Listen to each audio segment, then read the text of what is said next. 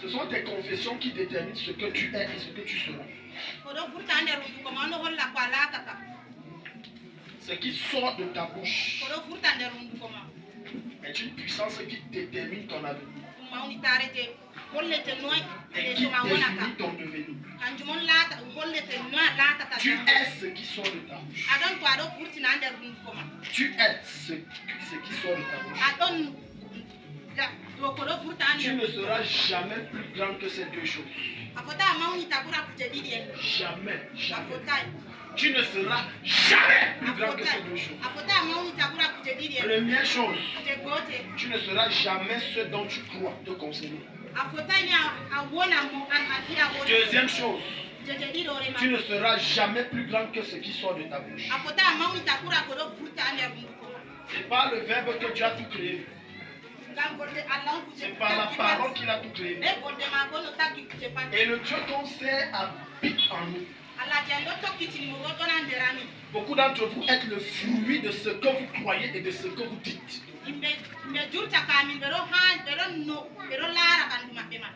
Alléluia. Regardez. La foi commence par la pensée.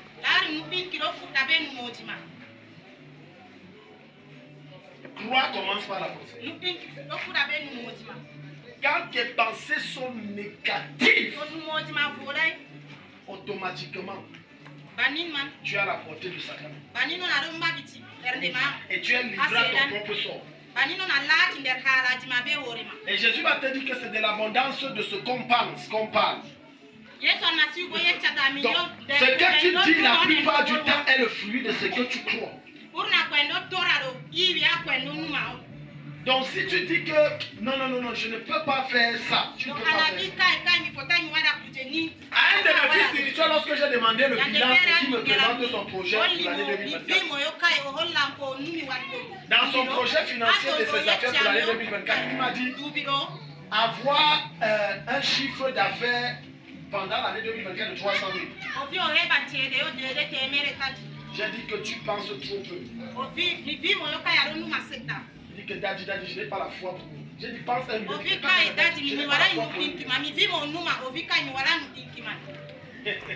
Amen. Amen. Il y a des gens ici que si je dis que d'ici juin, pense 500 000, il va dire. Dis que pense 25 000, dis que pense 30 000. La puissance de Dieu n'agira qu'à la mesure de ce que tu crois. Et de ce dont tu es convaincu. Tu n'es pas pauvre parce que tu ne travailles pas. Tu es pauvre parce que dans ta tête, tu n'as pas encore vécu la mentalité de pauvreté. Le fait que quelqu'un détienne des voitures et des comptes bancaires ne fait pas de lui un riche. Il vous a menti. Il vous a trompé. Il est riche, il n'est pas riche. La preuve qu'il n'est pas riche, c'est que tout ce que tu vois comme voiture qu'il a, comme compte bancaire qu'il a, comme serviteur et maison qu'il a, il va les détruire en moins de 10 ans. Parce que sa mentalité, c'est celle de la pauvreté. Un jour, un monsieur a gagné la loterie. Il travaillait dans une petite entreprise, dans un village. Il était très pauvre. Extrêmement pauvre. Il a gagné une loterie de 10 millions d'euros. Si on veut convertir en francs, je ne sais pas, je crois que ça fait dans les 65 milliards. Il a bousillé les 65 milliards en moins de 10 ans. Et il s'est retrouvé extrêmement pauvre. Demandez-moi comment je vous dirais. Simplement en boussillant l'argent. Les femmes, l'alcool, les voyages. La mentalité du pauvre, c'est voyager pour se balader. Mais la mentalité du riche, c'est voyager pour se faire de l'argent.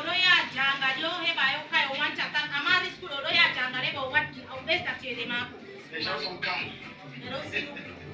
Dans la tête du riche, il y a toujours un argent qu'on doit gérer. Mais dans la tête du pauvre, il n'y a pas un seul franc qui ne doit pas multiplier un autre de son frère. C'est ça qui fait toute la différence. Voilà maintenant que Dieu t'explique pourquoi tu es toujours pauvre. Le problème n'est pas l'argent. Parce que certains d'entre vous disent que ta mission me donne un capital seulement de 500 000. Tant que ta mentalité n'est pas changée, même si on te donne 5 milliards, c'est que je suis en train de vouloir te dire.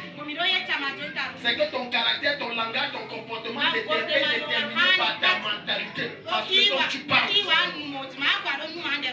quelqu'un peut être physiquement pauvre, mais il a déjà développé la mentalité de riche. Cela se voit par son langage. Il n'a plus de langage de négation. Je n'ai pas. Je suis soirée. Il ne connaît plus ce langage. Et il n'a plus le genre d'habillement des pauvres. Il a rien à dire. Mais il est toujours classe avec ses besoins.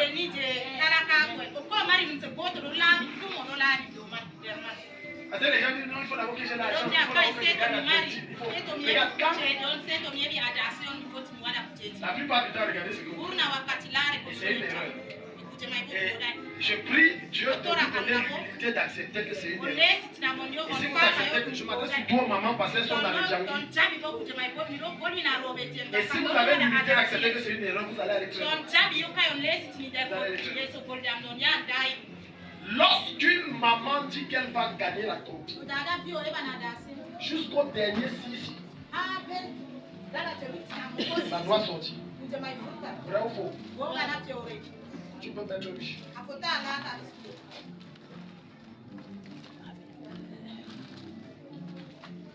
En masse, c'est moi qui bouffe. Je vais bouffer 500 000. 500 000, je vais acheter un rideau, je vais acheter une télé, je vais acheter des pains. Oui, il y a le pain wax là, il y a le pain wax là. Oui, et puis, car tout est calcul. Il n'y a pas un montant que je dois investir pour que ça me rapporte. Rosie, ce n'est pas ça.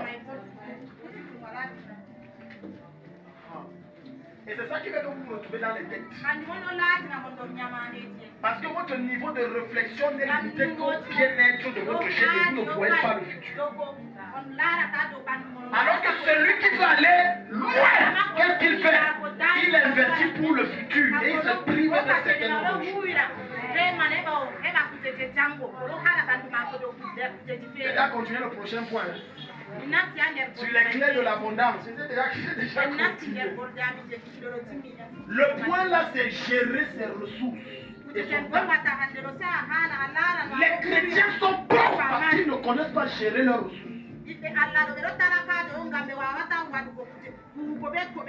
Les chrétiens s'attardent sur 3 dimensions. Manger, s'habiller, sortir. Donc, dans les 3 dimensions là, quand tu regardes, il n'y a aucune dimension où tu vois que l'argent qu'il a mis, c'est pour que ça rapporte. Tes ressources sont le capital que Dieu t'a donné. Tu ne peux pas prospérer si tu es un mauvais gestionnaire.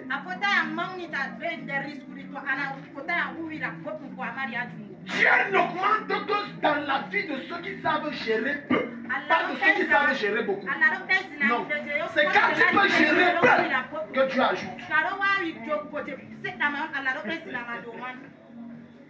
Dis à ton voisin, quand tu es sérieuse comme ça. Le voisin t'a dit quoi? Tes ressources sont fondamentales pour ta prospérité. Le problème n'est pas l'argent. Le problème, c'est ta mentalité.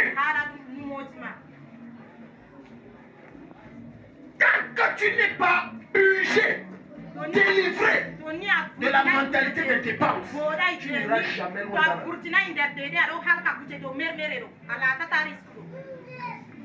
C'est pour ça que quand tu vas aller voir le riche, ses dépenses sont calculées. Le pauvre, ses dépenses sont... On ne calcule rien.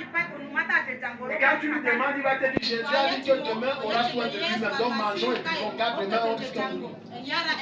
L'argent que tu gardes là, tu gardes pour aller.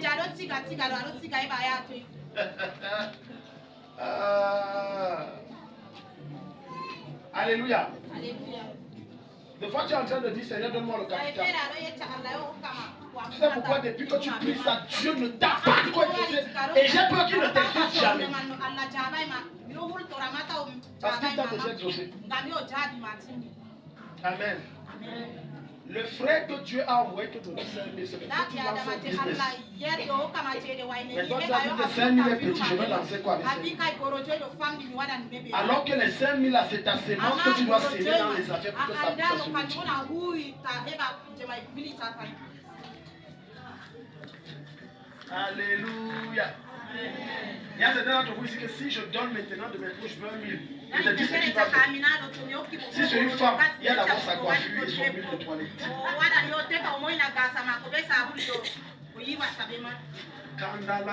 Je dis si c'est une... Ouais, Daddy, c'est Dieu qui t'a, c'est le Seigneur qui t'a envoyé, Daddy.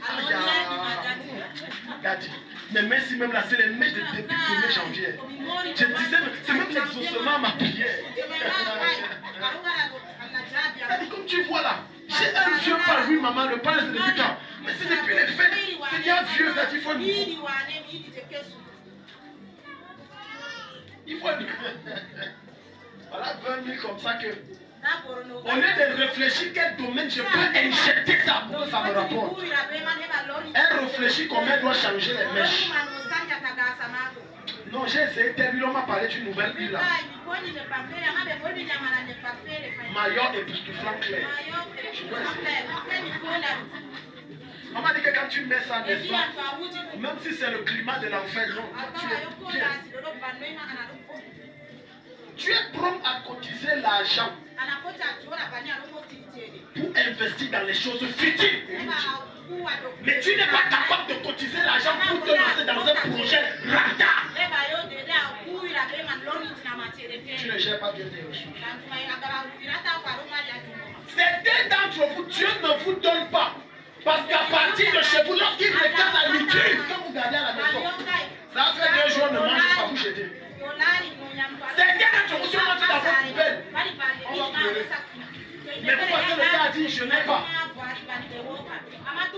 Tant que tu n'établis pas dans ta maison la règle, je dis, rigide, qu'on ne jette pas la nourriture ici, Dieu ne te visitera pas.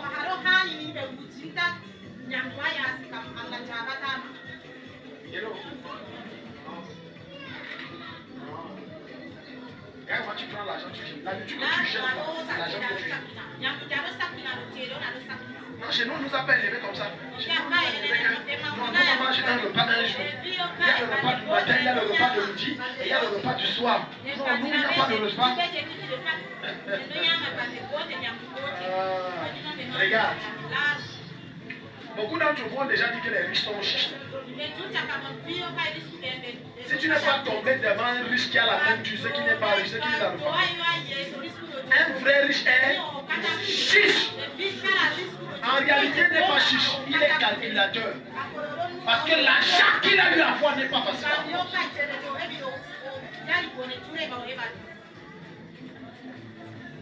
C'est pour ça que, regardez le pauvre. Si on prend une des personnes ici d'entre vous et on amène au Hilton, au restaurant Hilton, et il avait le riche lui dit, prends ce que tu veux. Vous savez ce que vous allez faire. Il va prendre un plat qu'il ne connaît pas et qui coûte très cher. Comme il a vu là-bas saucisson de manioc. On a dit que c'est 18 000. Je veux ça. Je veux ça.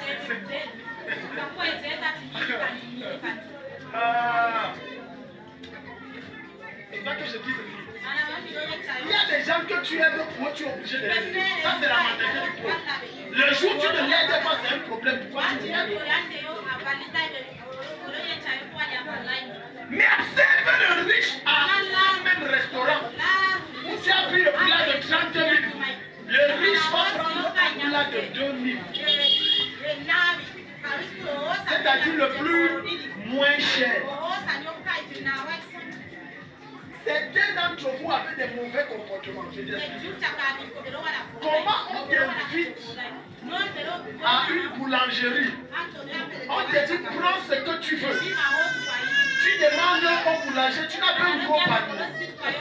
Parce que je dois goûter tout. Je dois goûter tout ce qui est ici, ça me plaît. Moi, je vois ça que dans les films et à la télé. Et des fois dans les rêves.